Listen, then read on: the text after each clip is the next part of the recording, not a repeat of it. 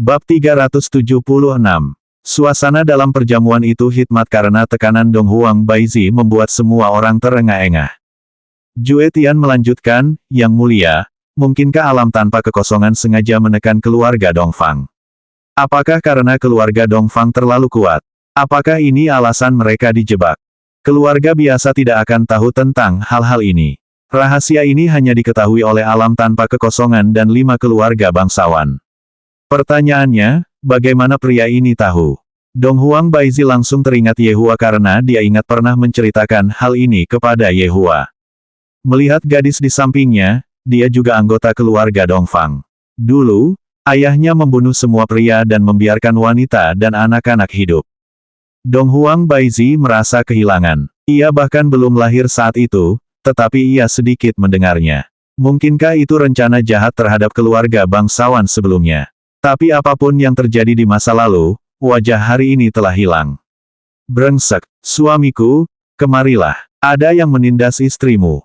Jika Yehua tahu apa yang dipikirkan Dong Huang Baizi, dia pasti akan bersikap tenang lagi. Dewa ini tidak akan membantu. Aku akan memberitahumu betapa besar kesalahanmu dengan meninggalkan dewa ini. Jue Tian mengelus pipi Dongfang Yuer dan berkata lirih, Yuerku sangat menderita karena ia dijual ke keluarga Bai karena ia lemah. Sekarang setelah ia akhirnya terbebas dari lautan penderitaan, Yang Mulia, Anda harus memberinya keadilan. Penampilan Jue Tian ditambah dengan sikap Dongfang Yuer membuat semua orang setuju dengannya. Dong Huang Baizi berkata dengan dingin, Kaisar ini tentu akan menyelidiki masalah ini.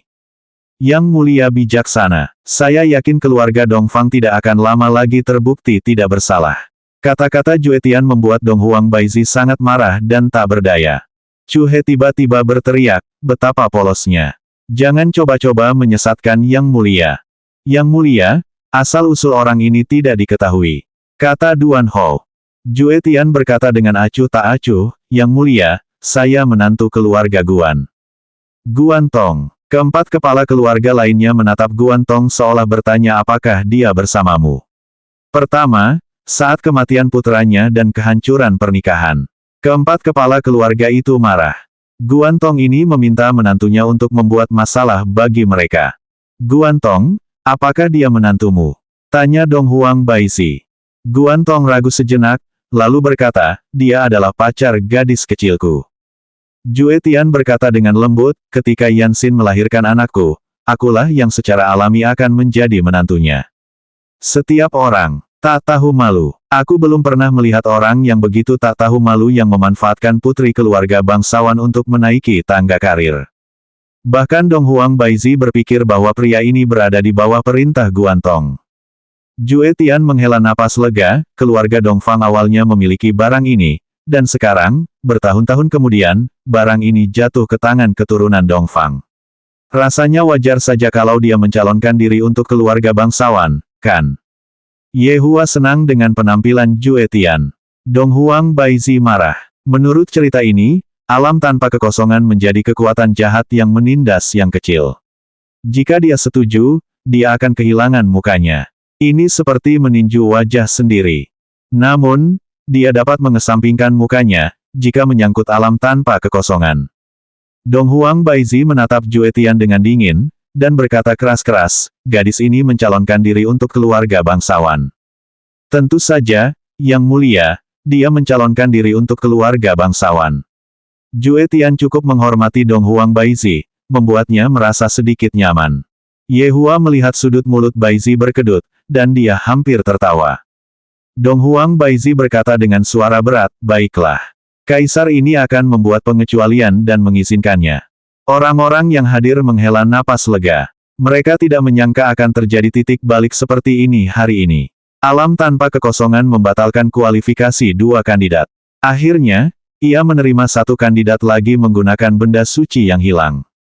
Pria berkacamata ini sangat jenaka. Bahkan Ratu pun tak berdaya menghadapi retorikanya. Tang Wulin tidak menyangka hal ini akan terjadi.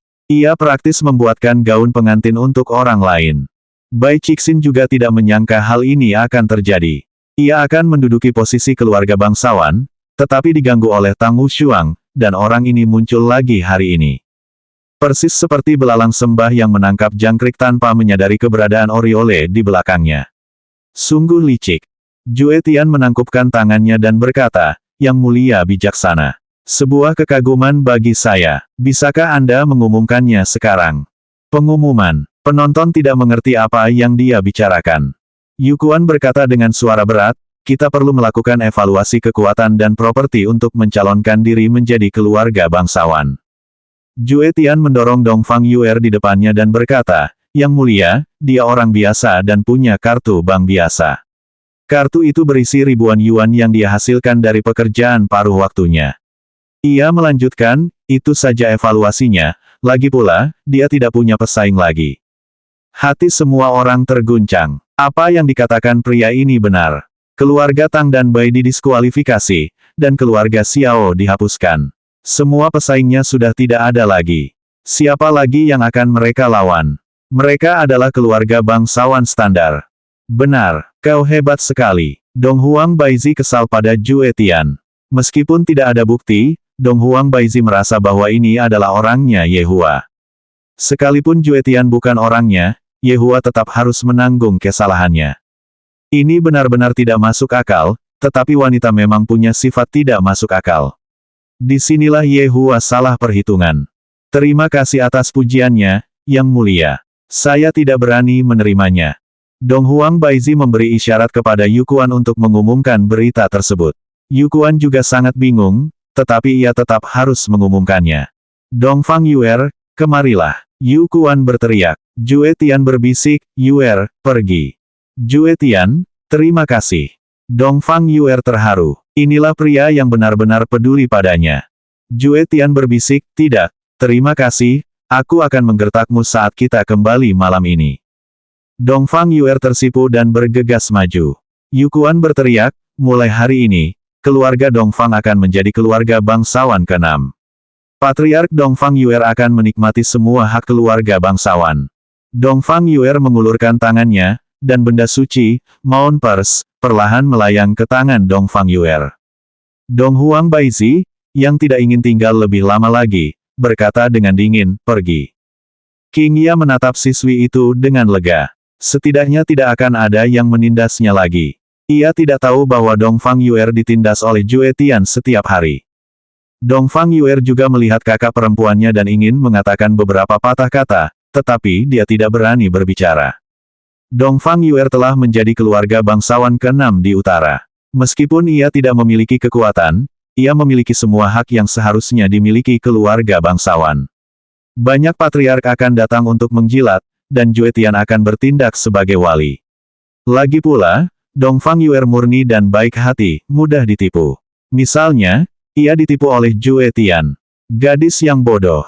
Ye Hua menonton pertunjukan yang bagus hari ini. Setelah puas, ia pulang.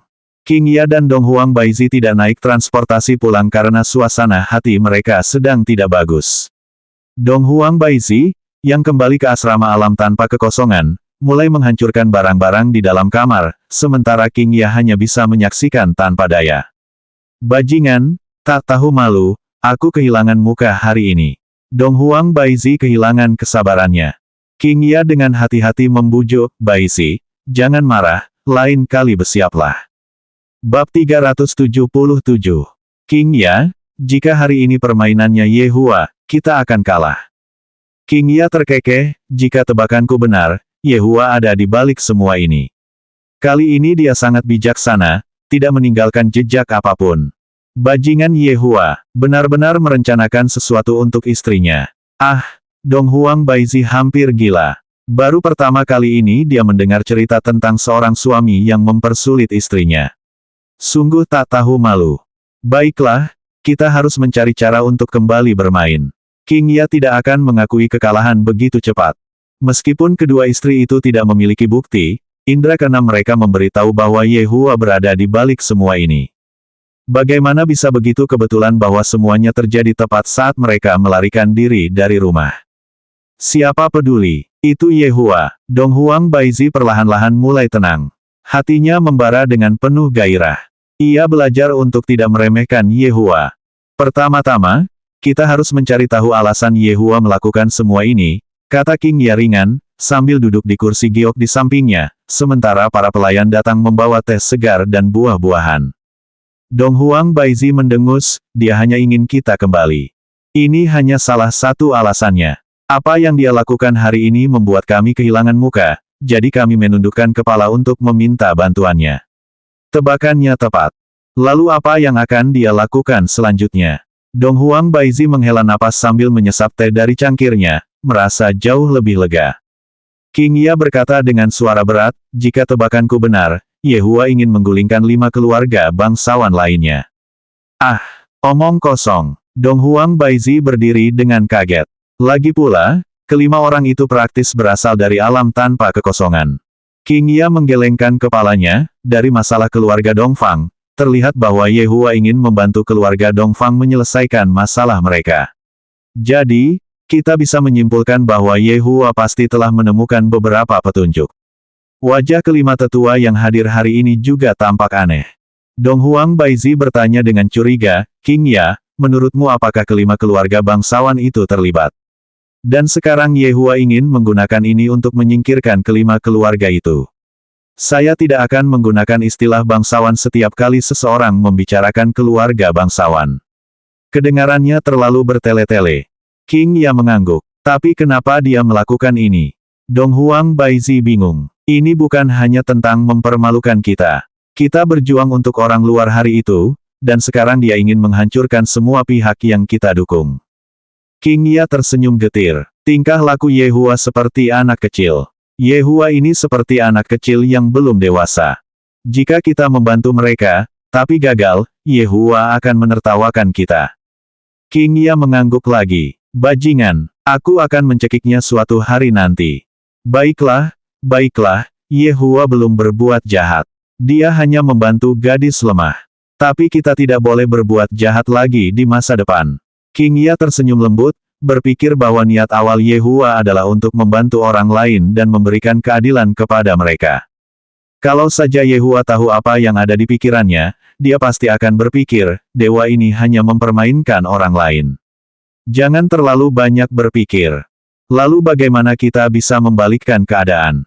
Sebaliknya, kita harus menyelidiki kebenaran masalah ini lebih cepat daripada Ye Hua.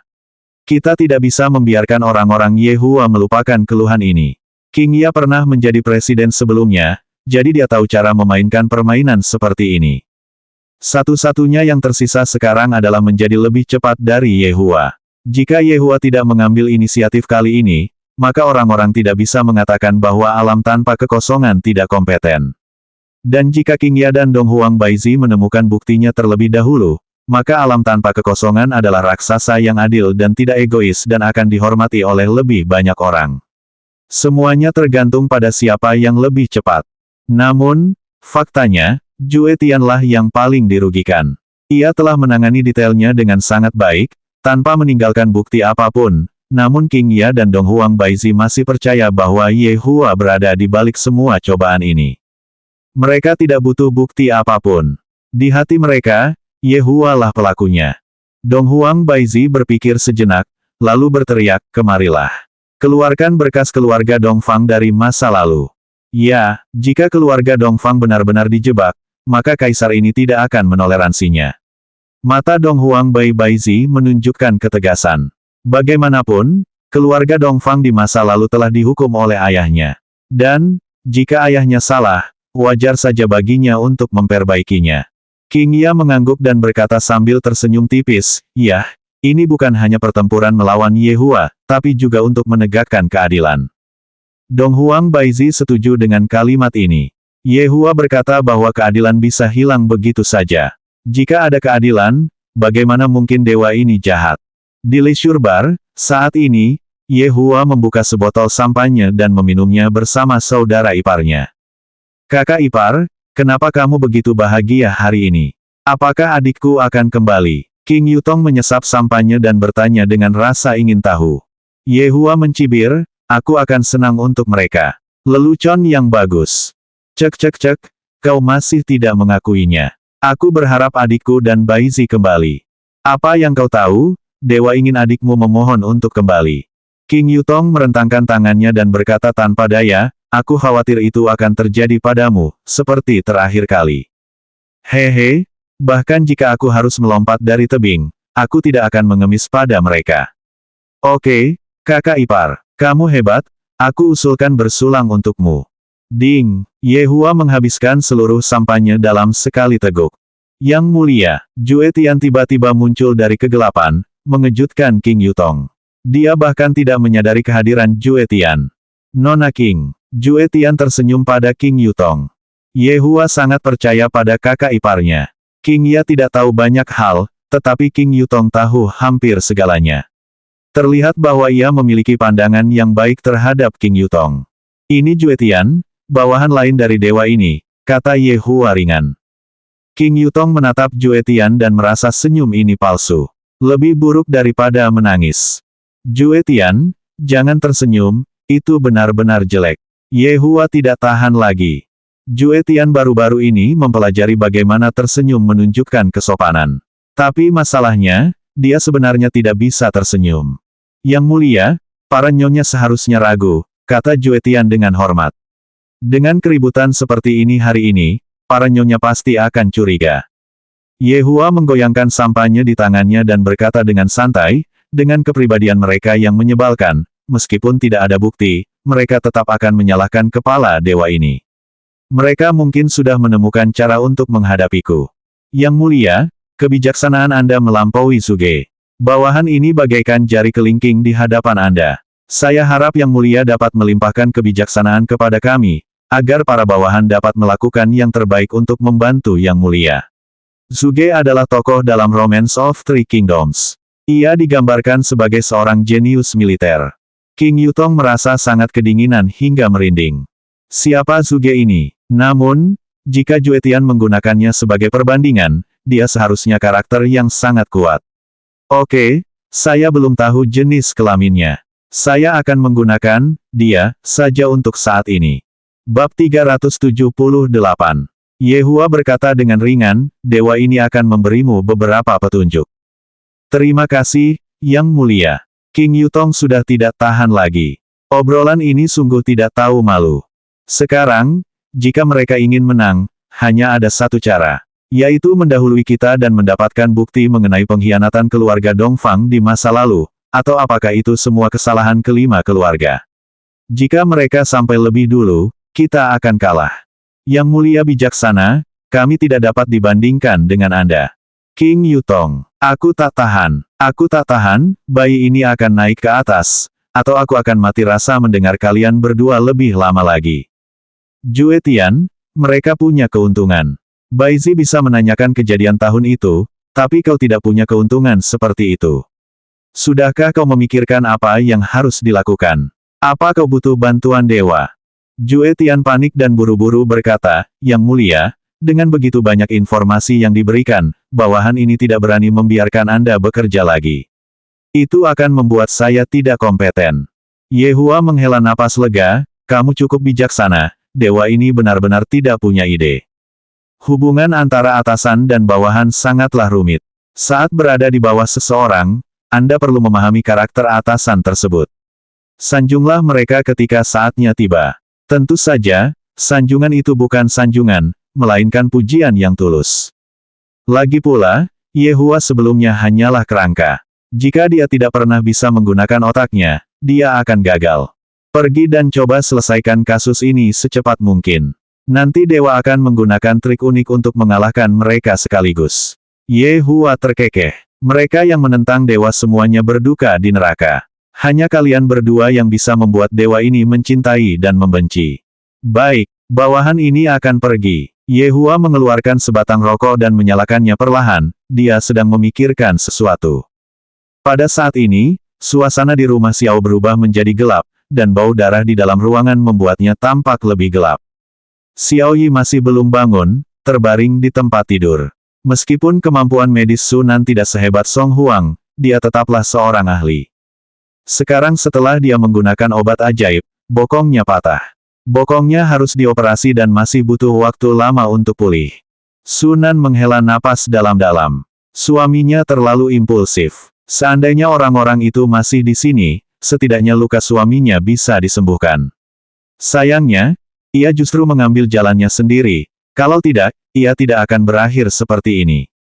Setelah menyeka darah di tangannya, Sunan keluar dari ruangan. Yuki dan para wanita lainnya buru-buru bertanya, ada apa dengan kakak Xiao? Dia tidak akan mati, kata Sunan tanpa daya. Kabar seperti itu sudah cukup baik bagi Yuki dan yang lainnya. Selama orang mereka tidak mati, mereka semua bisa hidup damai di masa depan. Pikiran para wanita itu sederhana, tetapi Xiao Yi tidak ingin hidup damai. Ia ingin hidup di atas kepala semua orang. Sunan, seorang pria yang mengaku sebagai kerabat Xinyi sedang menunggu di luar, kata Yuki keras-keras.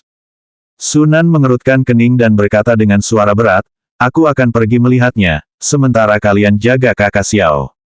Dia mungkin bukan orang jahat, tapi siapa tahu. Halo, nama saya Sunan. Ketika pria itu melihat Sunan datang, ia berdiri dan tersenyum lalu menjawab, halo, nama saya Wu Liu. Sunan tersenyum dan menjabat tangannya, lalu duduk, kamu orang Xinyi. Saya sepupunya dari jauh. Saya baru-baru ini datang ke kota Zijin untuk mengurus beberapa urusan, jadi saya datang untuk melihat-lihat. Wu Liu selalu tersenyum tipis, tetapi entah mengapa, senyum seperti ini membuat seluruh tubuh Sunan mati rasa. Terutama sepasang mata yang menyipit, seolah-olah dapat menghipnotis orang. Ternyata sepupu Xinyi yang jauh. Xinyi baru-baru ini pergi ke luar negeri. Wu Liu terdiam sejenak ketika mendengar kata-kata Sunan. Sunan tidak melihat gerakan halus ini, tetapi Wu Liu tahu sesuatu telah terjadi. Karena posisi Nangong Xinyi masih ada, Wu Liu bertanya dengan rasa ingin tahu, saya melihat para pelayan di rumah Xiao sibuk hari ini. Apakah ada sesuatu yang terjadi? Mereka hanya sedang mempersiapkan pesta keluarga. Jadi ternyata aku mengganggumu, katanya sambil berdiri dan berkata ringan, masih belum menyadari apa yang sebenarnya terjadi. Sampai jumpa, kata Sunan sopan. Wu Liu mengangguk sambil tersenyum, dan keduanya berjalan menuju pintu. Akan tetapi, saat ia baru saja berjalan menuju gerbang, ia mendengar teriakan marah dari penjaga di luar. Siapa kamu? Orang yang akan membunuhmu. Tak lama kemudian, terdengar suara teredam seperti seseorang jatuh ke tanah. Suasana kembali hening. Wajah Sunan tiba-tiba berubah, suaminya baru saja jatuh, dan seseorang ingin membalas dendam secepat ini. Wu Liu menoleh ke arah Sunan, sepertinya sesuatu benar-benar terjadi. Dua pintu mahoni besar itu tiba-tiba terangkat dan ditabrakkan ke arah mereka berdua. Wu Liu melambaikan tangannya perlahan, dan kedua pintu kayu itu terlempar ke kedua sisi seolah-olah dipotong oleh sebilah pisau raksasa. Di balik pintu itu ada Chen Xuanzong. Dia datang hari ini untuk menghancurkan keluarga Xiao. Melihat reinkarnator baru di depannya, ekspresi Wu Liu tetap sama. Chen Xuanzong menatap pria yang tersenyum di depannya dan sedikit mengernyit. Intuisinya mengatakan bahwa orang ini adalah bencana. Aku di sini hari ini untuk membalas dendam. Chen Xuanzong mengatakan tujuannya. Wu Liu tersenyum dan berkata, maaf, keluarga Xiao sedang liburan hari ini, datanglah lain kali. Mata Chen Xuanzong menyipit, dan energi spiritual yang mengerikan meletus dari telapak tangannya, diselimuti aura kekerasan. Wu Liu pun tak menyerah. Tangan kanannya tiba-tiba memancarkan cahaya warna-warni dan langsung menghantam telapak tangan Chen Xuanzong. Ledakan, seluruh keluarga Xiao gemetar, dan Sunan yang berada di samping terbanting ke pilar batu di belakang, menyemburkan seteguk darah. Halaman depan menjadi berantakan dalam satu pukulan. Wu Liu mendesah dalam hatinya, pantas menjadi kelahiran kembali Kaisar Iblis, kekuatan ini luar biasa. Sementara itu, Chen Xuanzong merasa takjub, siapakah orang ini dan bagaimana dia bisa memegang telapak tanganku dengan begitu santai. Ku bilang, keluarga Xiao sedang liburan. Chen Xuanzong melompat mundur, apakah kamu mencoba melindungi keluarga Xiao? Apakah ada kemungkinan lain? Tanya Wu Liu dengan ekspresi yang tidak dapat ditebak, membuat Chen Xuanzong tidak dapat melihatnya. Jika Yang Mulia mundur hari ini, aku akan berutang budi padamu. Wu Liu menggelengkan kepalanya. Meskipun kekuatannya lebih kuat dari lawan, tidak mudah untuk menjatuhkannya, kecuali dia bisa sepenuhnya menekannya. Reinkarnator tingkat S ini tidak boleh diremehkan. Mundur, kamu bisa kembali lagi lain hari. Chen Xuanzong merenung dalam hatinya, jika ia bertarung dengannya hari ini, peluangnya untuk menang sangat kecil, dan cedera tak terelakkan. Sungguh malang nasibnya. Seandainya ia datang 10 menit lebih lambat, keluarga Xiao akan menjadi sejarah. Chen Xuanzong berteriak dingin, kalau begitu aku akan kembali lain hari. Melihat Chen Xuanzong pergi, Wu Liu menatap telapak tangannya yang tercetak sutra hitam seperti jaring laba-laba. Ia buru-buru mengambil pil dan menelannya. Kekuatan Kaisar Iblis ini luar biasa. Terima kasih telah menyelamatkan kami. Sunan berterima kasih kepada Wu Liu dengan darah di sudut mulutnya. Bab 379. Bisakah kau membiarkanku melihat Xiao Yi sekarang? Wu Liu tersenyum tipis, menyipitkan matanya, membuatnya merasa tidak nyaman. Sunan mengangguk, tidak menyangka sepupu Xinyi begitu berkuasa. Wu Liu datang ke kamar tidur dan sedikit terkejut melihat Xiao Yi dalam kondisi seperti ini.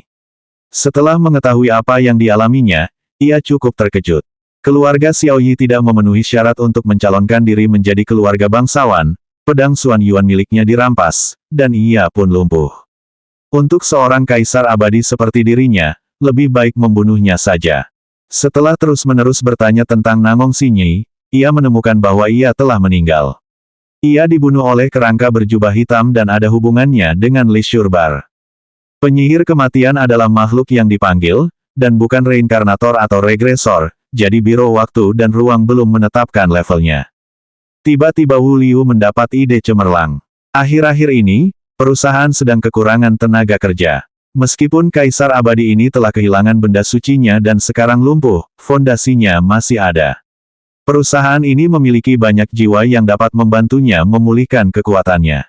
Meskipun ia akan lebih lemah, itu seharusnya cukup baginya untuk membantu di perusahaan.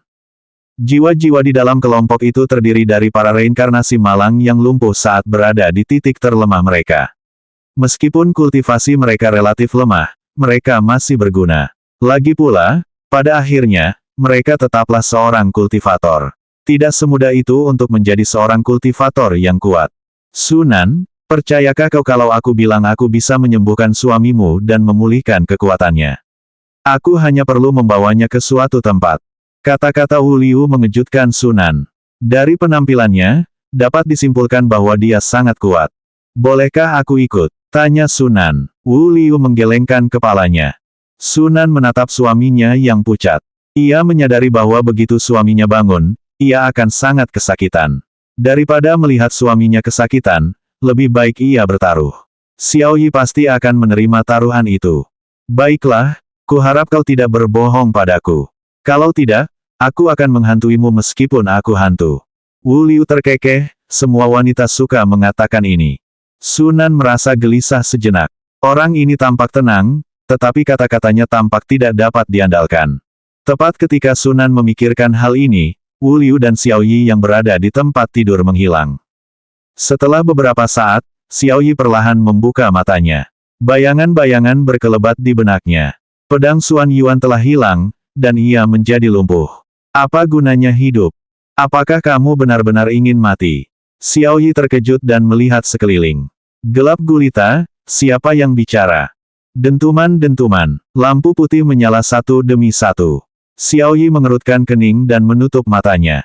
Xiao Yi, sebelum kelahirannya kembali, dia adalah seorang kaisar abadi. Meskipun dia kaisar abadi yang relatif lemah, dia cukup terpandang. Setelah tiba di bumi, dia mereorganisasi keluarga Xiao dan mendapatkan pedang Xuan Yuan. Namun sayang, semua kejayaan itu direnggut darinya hanya dalam hitungan hari. Gelar kaisar abadi mengingatkanku pada dominasi kaisar. Wajah Xiao Yi berubah. Menjadi kaisar abadi adalah rahasia terbesarnya. Bahkan istri-istrinya pun tidak tahu. Bagaimana orang ini tahu? Wu Liu tersenyum dan berkata, aku tahu kau bingung. Sebenarnya, perusahaan kami memang spesialis menangkapmu, yang telah bereinkarnasi. Kami sudah tahu tentangmu sejak hari pertama kau datang, itulah sebabnya kami mengatur agar Nangong Xinyi berada di sisimu, tetapi sayangnya, dia meninggal. Apa, Xinyi bekerja denganmu? Teriak Xiao Yi. Dia tidak menyangka Xinyi sudah siap untuknya. Ya, tapi jangan kecewa. Perasaannya padamu memang tulus. Setiap kali dia membuat laporan, dia selalu membuatnya sangat singkat. Kau telah membuat orang-orang kami berpaling dari kami. Setelah sekian lama, Xiao Yi tampaknya menerima situasi ini, apa yang kau inginkan dariku? Akhir-akhir ini, perusahaan kami kekurangan tenaga kerja. Jika seorang kaisar abadi seperti Anda ada di tim kami, efisiensi kami akan meningkat drastis. Mengapa saya harus? Aku bisa membuatmu menjadi seorang kultivator lagi. Mendengar kalimat ini, Xiao Yi terharu. Wu Liu menjentikkan jarinya. Dinding tiba-tiba bergerak, memperlihatkan barang-barang di dalamnya. Xiao Yi tidak dapat mempercayainya. Ada deretan botol berisi jiwa. Organisasi macam apa ini? Jiwa pada dasarnya meningkatkan kultivasi. Aku bisa membuat pengecualian dan mengatur jiwa yang lebih lemah untukmu. Jika kau tampil baik, kau tentu akan mendapatkan jiwa yang lebih kuat. Kami punya segalanya di sini. Sebenarnya, ada beberapa jiwa kaisar abadi yang sangat kuat di sini, tapi sayangnya, kau tidak seberuntung itu, karena tidak ada yang cocok untukmu. Lihat orang ini. Saat dia lemah, dia ditembak di kepala dengan pistol oleh orang di bawah. Mendengar penjelasan Wu Liu, Xiao Yi terkejut. Ia melihat secercah harapan. Kali ini, ia tahu betapa pentingnya memeluk paha. Dan kali ini, sebuah kesempatan datang lagi. Dia tidak bisa melewatkannya. Oke, aku setuju. Wu Liu juga gembira. Ini adalah kaisar abadi yang masih hidup, dan sekarang dia melayani dirinya sendiri. Arogansi apa? Pria yang sok. Xiao Yi ini orang yang bijaksana. Kalau tidak, pasti ada botol lain di sini. Sebenarnya, Xiao Yi juga memikirkan hal ini.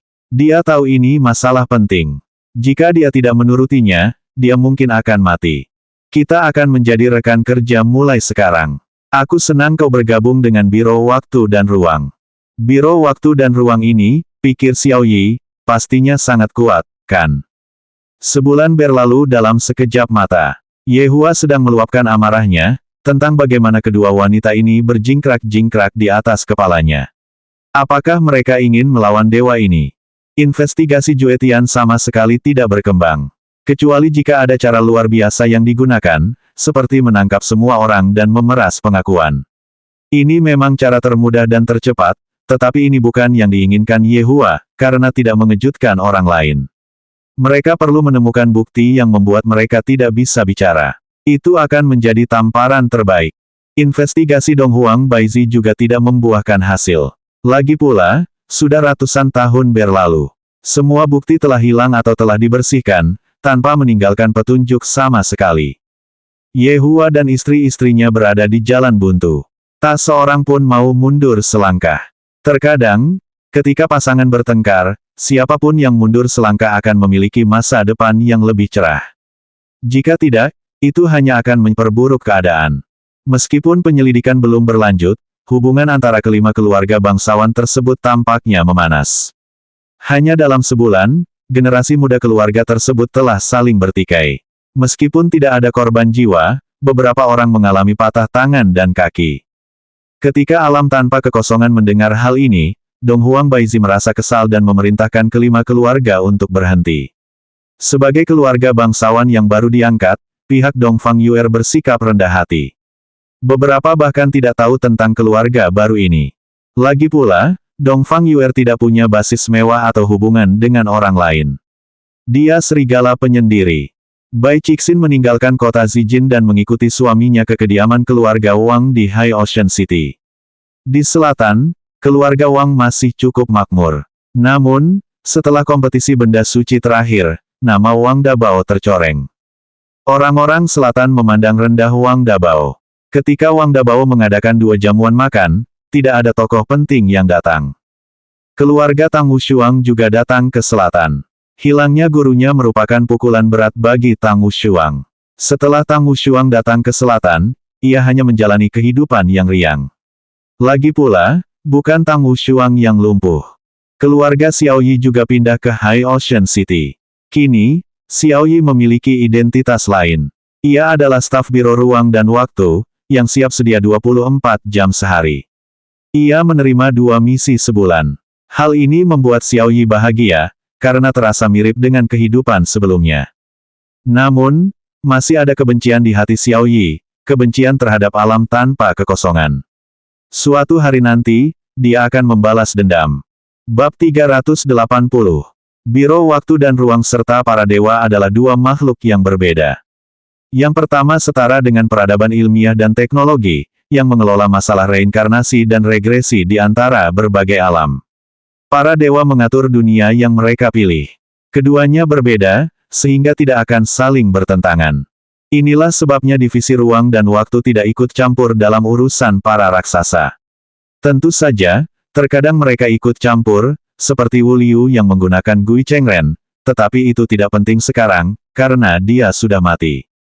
Dewa-dewa terbagi dalam beberapa tingkatan. Lagi pula, di mana ada kehidupan, di situ ada hierarki, belum lagi dunia para dewa. Dewa yang kuat seringkali mengendalikan beberapa dunia. Alam semesta itu luas. Di dunia Yehua sebelumnya dan dunia saat ini, terdapat dua jenis dewa yang berbeda. Dibandingkan dengan dunia saat ini, para penguasa di dunia sebelumnya jauh lebih kuat. Lagi pula, dunianya sebelumnya dipenuhi dengan para penguasa. Setelah Yehua bertanya kepada Zisan, ia menyadari bahwa jumlah dewa di sini tampaknya sangat sedikit. Hal itu dapat dipahami mengingat kekuatan tempur mereka yang rendah. Ia sama sekali tidak tertarik. Para penguasa di dunianya sebelumnya menikmati energi spiritual yang luar biasa. Tidak ada orang biasa di sana, hanya penguasa. Ketuhanan hanyalah sebuah kata, seperti kata manusia. Hanya saja, para dewa bersikap dingin terhadap alam bawah. Terus terang saja, mereka memandang rendah alam bawah. Zisan juga seperti itu. Terlihat jelas ketika dia tidak peduli dengan hidup atau mati keluarga Ji. Zisan dianggap sebagai yang terbaik di antara para dewa, jika tidak, dia tidak akan disukai oleh sang pangeran dan diterima sebagai anggota haremnya. Tianfu adalah ibu kota para dewa. Di sana terdapat istana megah tempat kaisar tinggal. Tapi, hari ini bukan hari yang ramai di istana, melainkan rumah Hou Suelin. Raus adalah Hou Wangfu. Hou, nama belakang pangeran, Wangfu, pangeran. Jadi, secara teknis, rumah Hou milik pangeran. Saya akan menggunakan rumah Hou. Ada banyak orang di pintu masuk mansion. Mereka masuk ke mansion sambil membawa hadiah di tangan. Hari ini adalah hari ulang tahun Hou Suelin. Orang-orang yang datang ke sini terdiri dari para bangsawan dan bangsawan Tianfu, bahkan anggota keluarga kerajaan pun datang. Dari sini, statusnya bisa dinilai. Kudengar Pangeran Hou beberapa waktu lalu menikah dengan seorang wanita berbakat dan cantik bernama Zisan. Hari ini, rasanya aku beruntung bisa bertemu dengannya. Ya, kudengar Nyonya Ziyuan ahli dalam melukis dan kaligrafi, dan kekuatannya juga kuat. Pengingat, Nyonya Ziyuan sama dengan Zisan. Pangeran Hou diberkati. Semua orang tampaknya membicarakan Zisan. Di halaman rumah Hou, dua pria parubaya dan seorang pria muda sedang duduk. Salah satunya adalah Pangeran Hou, Hou Suelin. Ia mengenakan gaun emas dan ikat pinggang. Alih-alih menyebutnya ikat pinggang biasa, lebih tepat disebut benda suci. Cincin di ibu jarinya juga merupakan artefak kuno. Tampaknya di tempat ini, benda-benda suci hanyalah hiasan. Jangan berasumsi bahwa Hou Suelin hanyalah seorang pria parubaya. Ia telah hidup selama puluhan ribu tahun, tetapi penampilannya memang seperti pria parubaya. Tentu saja, jika ia mau, ia juga bisa menjadi remaja, tetapi pria parubaya terlihat lebih tenang dan bijaksana. Ditambah dengan wajahnya yang tampan, ia memang menarik. Dua pria di sampingnya adalah Che Hongliang dan Wu Ma'an. Che Hongliang adalah saudara ipar kaisar saat ini, dan saudara perempuannya adalah ratu. Sementara Wu Ma'an adalah teman bermain sang pangeran dan seorang jenderal pemberani bagi kaisar. Ketiga orang ini dapat dikatakan sebagai orang-orang paling berpengaruh di seluruh Tianfu, kecuali keluarga kerajaan. Che Hongliang bertubuh agak gemuk, sementara tatapan matanya menunjukkan kelicikan. Sedangkan Wu Ma'an tampak seperti pemuda gagah, secantik giok. Ia memegang kipas lipat di tangannya dan mengayunkannya pelan, membuatnya tampak seperti playboy. Hou Wangye, kenapa kamu tidak bertemu Nyonya Ziyuan hari ini? Tanya Wu Ma'an sambil tersenyum sambil mengayunkan kipas lipatnya. Mereka dengar Nyonya Ziyuan memang cantik sekali. Hou Suelin menjentikkan jarinya dan tersenyum tipis. Aku memikirkannya setelah dihukum oleh kaisar untuk menghadap tembok. Che Hongliang di sampingnya mengembuskan asap dari cangkir tehnya. Ia mengerutkan kening, lalu menyesapnya, lalu berkata, pangeran yang begitu tampan, tapi kau rela dihukum. Aku mengagumimu. Haha, kamu terlalu sombong, bagaimana mungkin kamu tidak dihukum? Wu Ma'an terkekeh, hari ini ulang tahunmu, jadi maafkan aku, lagi pula, ada begitu banyak bangsawan di sini. Aku ingin melihat wajah Nyonya Si Yuan. Hou Suelin tertawa terbahak-bahak, bangsawan muda Wu Ma benar. Cepat bawa Nyonya Si Yuan ke sini. Baik, kedua pengawal itu segera pergi untuk mengundang Nyonya Si Yuan setelah menerima perintah. Pangeran, ada sesuatu yang ingin kutanyakan padamu. Wu Ma'an meletakkan kipas lipat di samping cangkir teh dan menjadi serius. Hou Suelin mengangguk dan berkata, apa yang ingin dikatakan bangsawan muda Wu Ma? Kau orang paling populer di sini. Pangeran ini masih harus memberikan 3 bagian wajahnya. Pangeran, kamu lucu sekali. Kamu masih di atasku.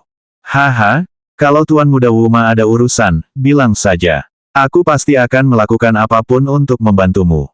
Kata Hou Suelin sambil tersenyum. Wu Ma'an berkata dengan suara berat, saya mendapat laporan rahasia bahwa keturunan Nua yang telah lama menghilang tampaknya telah muncul. Oh, apa lagi? Hou Suelin terdiam. Ia ragu. Che Hongliang juga terkejut ketika mendengarnya. Ia meletakkan cangkir tehnya, keturunan Nua menghilang untuk waktu yang lama, sekitar masa ketika keluarga Dong Huang berkuasa saat itu. Hou Suelin tersenyum, mengangkat teko, dan memiringkannya sedikit. Teh yang harum dan menyenangkan pun dituangkan ke dalam cangkirnya.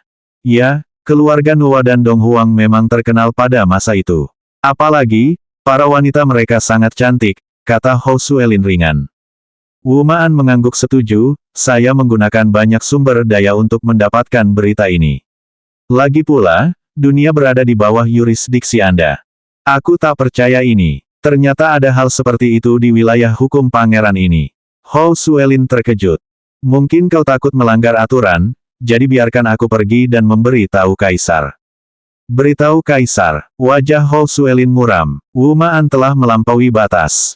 Che Hongliang tersenyum lembut, karena itu berada dalam yurisdiksi Pangeran Hou, bagaimana mungkin Kaisar pergi ke sana secara langsung. Pangeran Hou tentu saja akan mengirim beberapa orang. Itu bahkan lebih baik. Wu Ma'an tidak membantah. Apa yang baru saja dikatakannya memiliki makna tersembunyi, meskipun ia memujinya, ia tidak mudah diganggu. Pangeran ini tentu akan mengirim seseorang untuk menyelidiki, kata Hou Suelin sambil tersenyum. Sebenarnya, dia tidak bisa menunggu. Lagi pula, keluarga Dong Huang adalah anteknya. Tujuannya adalah untuk kekuatan tersembunyi dari darah Dong Huang. Namun, sejauh ini di Dong Huang, belum ada yang membangkitkan kekuatan darah itu. Sebaliknya, garis keturunan Nua yang tersembunyi telah terbangun. Bahkan bagi sang pangeran, hal itu agak merepotkan. Bagus sekali. Kaisar juga pasti senang. Senyum puas tersungging di bibir Wu Ma'an, lalu ia mengambil kipas lipat itu lagi, yang juga merupakan benda suci. Pada saat ini, kedua pengawal itu kembali, dan salah satu dari mereka membungkuk dan membisikkan beberapa patah kata di telinga Hou Suelin. Wajah Hou Suelin tanpa ekspresi setelah mendengar ini, ia tersenyum kepada mereka berdua, Nyonya Si Yuan marah pada pangeran ini. Aku benar-benar malu. Namun, dia berpikir Zisan benar-benar pergi ke dunia sekuler. Dan dia belum kembali. Selanjutnya bab 381.